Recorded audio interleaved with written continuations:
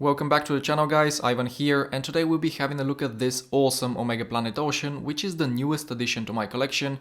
I got it about 3 weeks ago and I'm telling you straight away that I'm very happy with it. I think it's nearly perfect and I truly believe it's the best looking Planet Ocean to date, so let's check it out.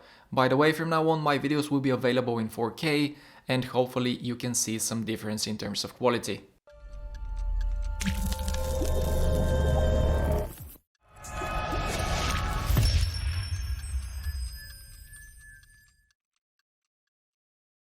A quick background information on the lineup: the Planet Ocean collection was introduced in 2005 and there were two size options, 42mm and 45.5mm when it came to the case diameter, and if I'm not mistaken each was available with either a black bezel insert or an orange one. In 2006 the chronograph model was released, and then the second gen models came in 2011 and finally the third generation became available in 2016.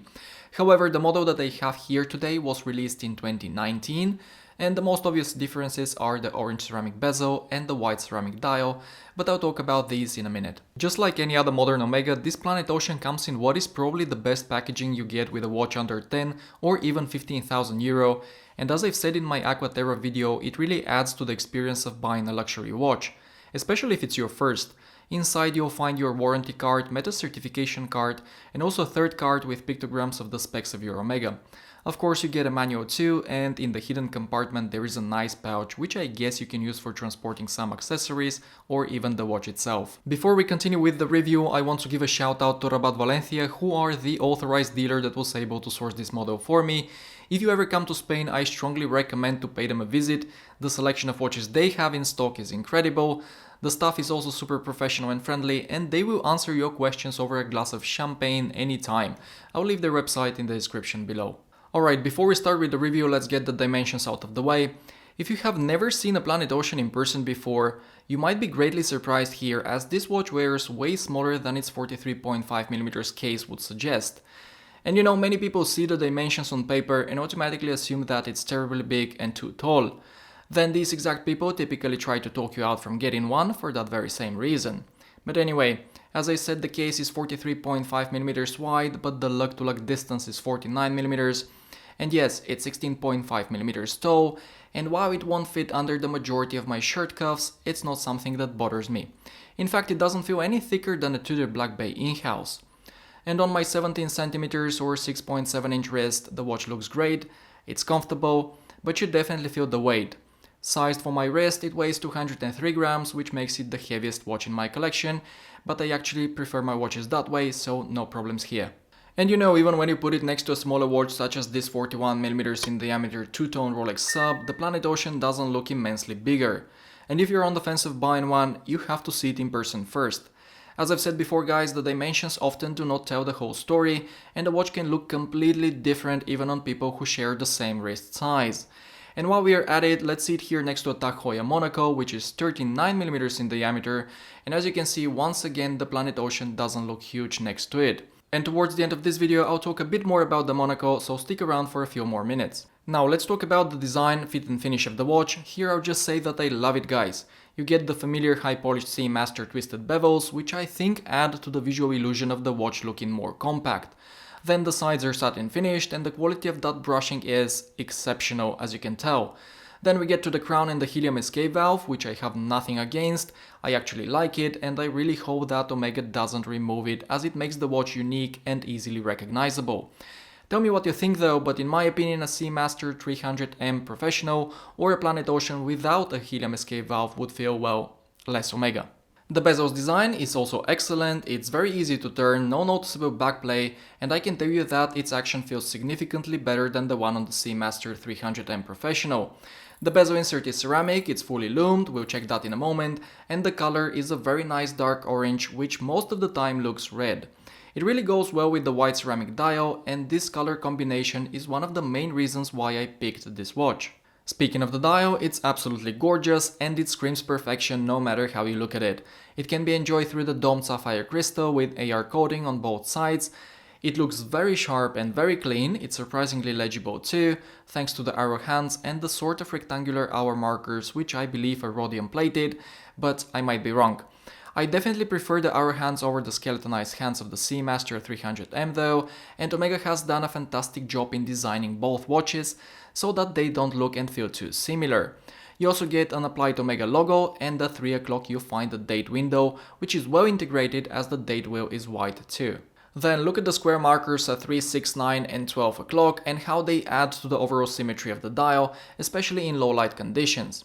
That being said, the lume on this watch is absolutely amazing, it's evenly applied, and you get a bicolor application of what I think is Super Luminova BGW9 for the bezel insert, indices and hour hand, and C3 for the minute hand and the bezel triangle. Overall lume is very bright and long lasting. Here it is next to my Tudor Black Bay, which uses only Super Luminova C3, and while green is nice, I think blue is nicer. And finally, let's compare it to my Seiko Zimbe 12. Seiko has more initial glow, but as you can see, the Planet Ocean still looks better in my opinion.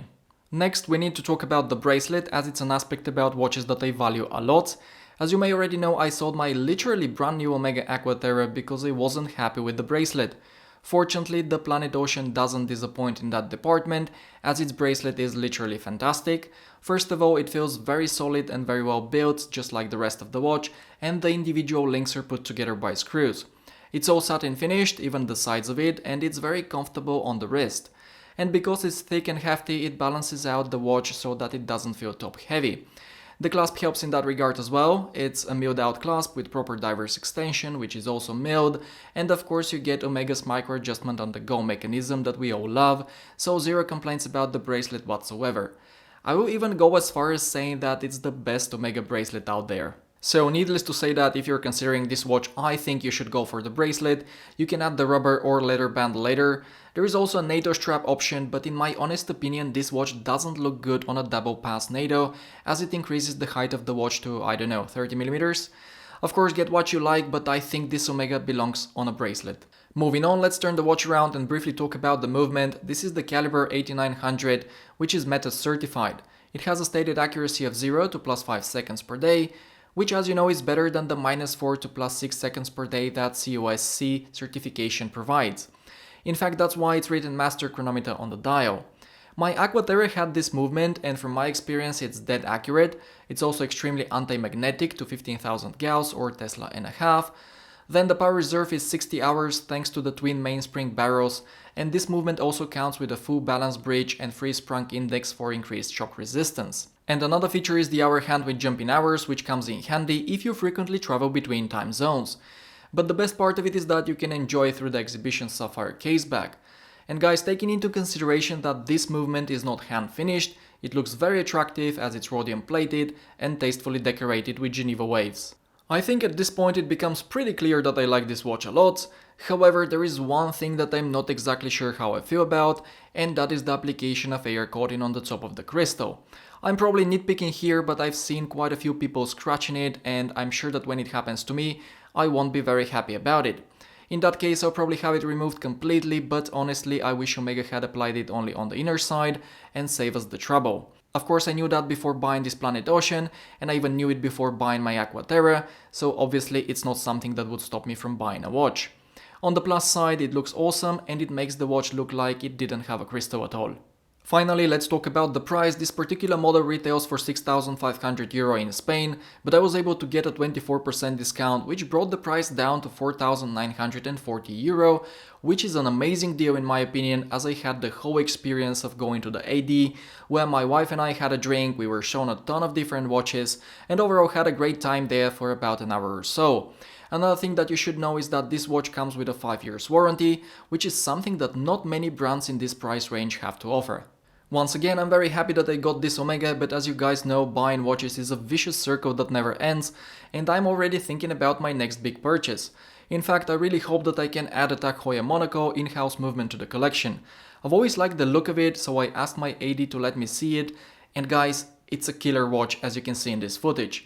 The finishing, believe it or not, is right on par with Omega, and no matter what people think of Tag Heuer as a brand, the Monaco is awesome and it's high on my wishlist right now.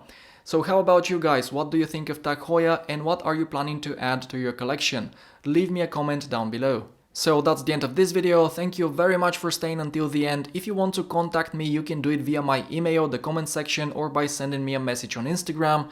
You can find my account info in the description of this video. And if you enjoy watching my content, consider subscribing as I upload weekly. Stay safe everyone, and I'll see you in the next one.